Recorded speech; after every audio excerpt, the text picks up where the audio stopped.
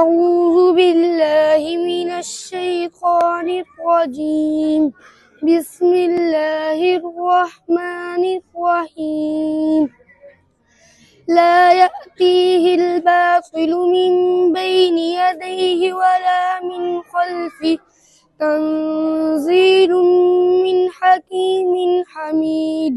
ما يقال لك إلا ما قد قيل للرسل من قبلك إن ربك لذو مغفرة وذو عقاب أليم. ولو جعلناه قرآنا أعجميا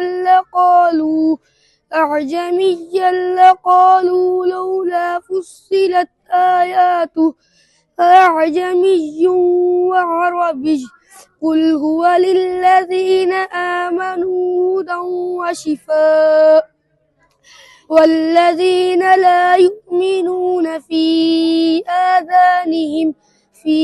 آذانهم وقر وهو عليهم عمى أولئك ينادون من مكان بعيد.